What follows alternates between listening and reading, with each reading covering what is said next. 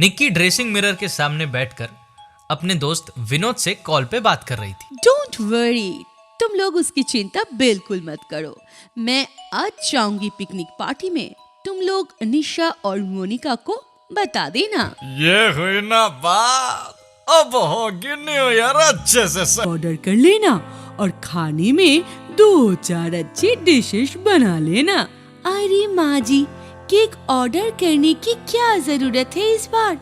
हमारे घर में ही तो केक बनाने वाली खुद मौजूद है। हाँ माँ जी, निक्की को बहुत अच्छा केक बनाना आता है। सोनू के जन्मदिन पर भी उसने कितना अच्छा केक बनाया था। इस बार भी निक्की ही केक बनाएगी। अरे नहीं उषा दीदी, मैं केक नहीं बना पाऊंगी। वो एक्चुअली मुझे कल जाना है कहीं। मेरी कुछ कॉलेज फ्रेंड्स ने शहर से दूर एक होटल में छोटी सी पार्टी ऑर्गेनाइज की है और मुझे भी उसमें इनवाइट किया है।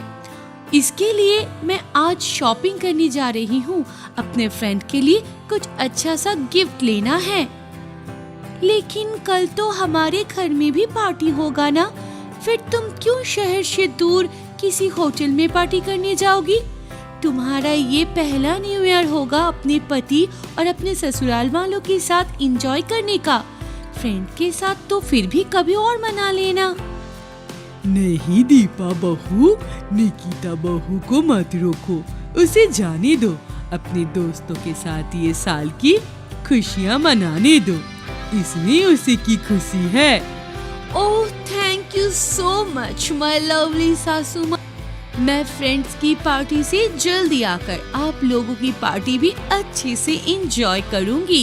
दूसरे दिन निक्की अपनी कार लेकर अपने फ्रेंड्स के पार्टी में चली जाती है। कुछ देर बाद शहर से बाहर एक बड़े से खूबसूरत होटल के सामने निक्की की कार आके रुकती है। विनोद और प्रदीप दोनों निक्की को ले जाने के लिए होटल के गेट पर खड़े होते हैं। निक्की दोनों को देखकर बोलती है, अरे विनोद, प्रदीप, तुम दोनों यहाँ हो, लेकिन निशा और मोनिका कहाँ हैं? वो दोनों अभी तक नहीं आए हैं क्या? डोंट वरी निक्की, वो दोनों आते ही होंगे। तुम चलो अंदर, तब तक पार्टी एंजॉय करो। वाह निक्की, तुम तो आज बड़ी खूबसूरत लग रही हो। मैं तो पैदा ही खूबसूरत हुई थी। वो अलग बात है कि तुमने आज पहली बार देखा है। मेरे पति तो रोज मेरी तारीफ करते हैं। वो कहते हैं कि वो बहुत लकी है जो मेरी जैसी ब्यूटीफुल वाइफ उन्हें मिली है। सही कहता है तुम्हारा पति, तुम सच में बला की खूबसूरत हो। तुम्हें देखकर तो किसी के भी अरमान जाग जाए। फ्लर्ट कर रहे हो तुम दोनों?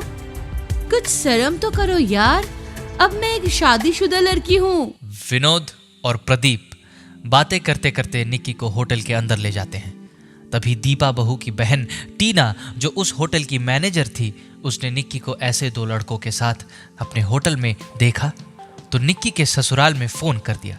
हेलो दीपा दीदी, आपकी देवरानी निकिता को मैंने अपने होटल में देखा है अभी अभी, 2 आवारा लड़कों के साथ। हाँ टीना, निकिता बहू न्यू ईयर पार्टी मनाने के लिए अपनी सहेलियों के साथ पिकनिक पर गई है। शायद वो लोग तुम्हारे ही होटल में पार्टी मना रहे हैं। दीपा दीदी, मुझे कुछ ठीक नहीं लग रहा है, क्योंकि जिन 2 लड़कों के साथ निकिता मेरे होटल में आए हैं, उन दोनों लड़कों ने हनीमून स्वीट बुक किया है और निकिता के अलावा उन दोनों लड़कों के साथ और कोई लड़की नहीं है। जरूर निकिता के साथ कुछ गलत होने वाला है। क्या कह रही हो? क्या बोल रही हो तुम? टीना, तू निकिता का ध्यान रखना। मैं उषा दीदी के साथ अभी आ रही हूँ तेरे पास। नहीं दीदी, तुम चिंता मत करो। अगर कुछ गलत हुआ ना तो मैं पुलिस को कॉल कर दूंगी और बाकी यहाँ के बॉडीगार्ड देख लेंगे। आप लोग पार्टी शुरू करो, मैं यहाँ सब देख लूंगी। मैं निकिता के साथ कोई गलत बात नहीं होने दूंगी। क्या हुआ दीपा बहू, तू किससे बात कर रही है जो इतना घबरा रही है? क्या हुआ मेरी निकिता बहू के साथ? दीपा आशा देवी और उषा बहू को सब कुछ बता देती है। तीनों को निक्की की बहुत चिंता होती है। दूसरी तरफ निक्की जब रूम के अंदर जाती है तो वहां के डेकोरेशन देखकर समझ जाती है कि यहाँ कुछ और चल रहा है। वो विनोद और प्रदीप से कहती है, ये सब क्या है विनोद? तुम दोनों मुझे इस रूम में क्यों लेकर आए हो? और इस रूम को हनीमून रूम की तरह क्यों सजाया गया है? और पार्टी कहाँ है? निशा और मोनिका कहाँ हैं? क्या चल रहा है यहाँ पर? मुझे तुम दोनों का इरादा कुछ ठीक नहीं लग रहा है। सच सच बताओ, क्या चल रहा है तुम दोनों के दिमाग में? हमारा इरादा समझने में तुमने बड़ी देर कर दी निकिता।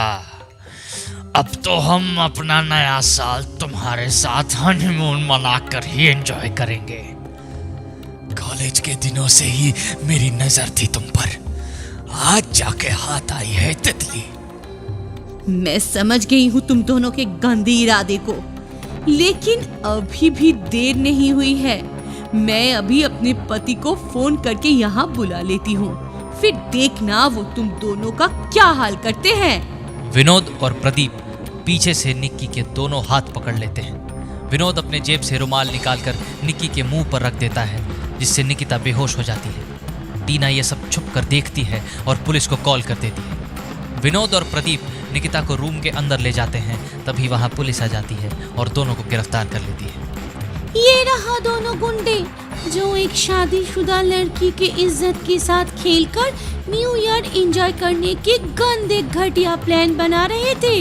गिरफ्तार कर लीजिए इन दोनों को।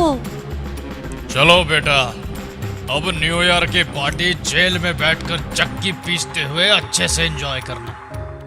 टीना निकिता को बेहोशी की हालत में ही अपने कार में बिठाकर उसके ससुराल ले जाती है। आशा देवी, उषा और दीपा तीनों निकिता को बेहोश देखकर बहुत परेशान होते हैं। टीना आशा देवी को सारी बातें बताती है कि होटल में निकिता के साथ क्या क्या हुआ। तब तक निकिता भी होश में आ जाती है। वो भी सारी बातें सुन लेती है। निकिता हाथ जोड़कर सबसे माफी मांगती है और मुझे माफ करना सासू माँ, मैंने आपकी दी हुई आजादी का गलत फायदा उठाया, इसीलिए आज मेरे साथ ये सब हुआ। अगर आज टीना नहीं होती तो मैं किसी को मुंह दिखाने की काबिल नहीं रहती।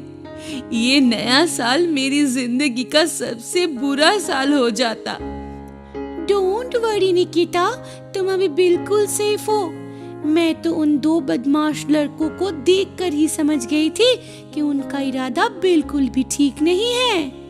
निकिता की आंखों में आंसू आ जाते हैं और अपने हाथ जोड़कर रोते हुए कहती है, मैंने कभी सपने में भी नहीं सोचा था कि मेरे दोस्त मेरे साथ ऐसा करेंगे और मैं बेवकूफ की तरह अपने परिवार की खुशी को अनदेखा करके उन लोगों की खुशी में शामिल होने चली गई थी। दीपा और उषा निकिता के बहते आंसू पोंछते हैं। आशा देवी अपनी बहू की ऐसी हालत देखकर टीना से कहती है, टीना बेटी, तेरा जितना धन्यवाद किया जाए उतना कम है। तूने आज मेरे घर की इज्जत बचा ली। अगर आज तू नहीं होती तो मेरी बहू की जिंदगी बर्बाद हो जाती। अरे कोई बात नहीं, ये तो मेरा फर्ज था। अच्छा मैं चलती हूँ, होटल में बहुत सारा काम पड़ा है। न्यू ईयर होने की वजह से होटल में काफी भीड़ है। टीना, थोड़ी देर और रुक जाओ ना। हमारे घर में भी पार्टी है जिसमें मैं अपने हाथों से केक बनाने वाली हूँ। तुम हमारी इस पार्टी में रहोगी तो मुझे बहुत अच्छा लगेगा। हाँ टीना बेटी, थोड़ी देर और रुक जा। हाँ टीना, रुक जा। हमारी निकिता बहू बड़े स्वादिष्ट केक बनाती है। केक खाने का ऐसा मौका फिर नहीं मिलेगा तुझे। ओह, ऐसी बात है क्या? तो फिर एक स्पेशल केक मेरे लिए भी अलग से बना देना निकिता। वो केक मैं अकेले बैठकर खाऊंगी, किसी के साथ शेयर नहीं करूंगी। और हाँ ठीक है, मैं थोड़ी देर और रुक जाती हूँ। हाँ ये हुई ना बात, तो सब लोग मिलकर बड़ा सा अच्छा वाला हैप्पी न्यू ईयर मनाएंगे। चलो सब मिलकर बोलो happy new year, happy new year, आप सभी को हमारे परिवार की तरफ से नए साल के नए दिनों की शुभकामनाएं। नया साल के नए दिन सभी लोग अपने परिवार के साथ अच्छे से मनाएं। आशा देवी की तीनों बहुएं मिलकर पार्टी की तैयारी करते हैं। निकिता स्वादिष्ट केक बनाती है। सभी लोग अच्छे से पार्टी मनाते हैं और खुशी खुशी न्यू ईयर एंजॉय करते हैं।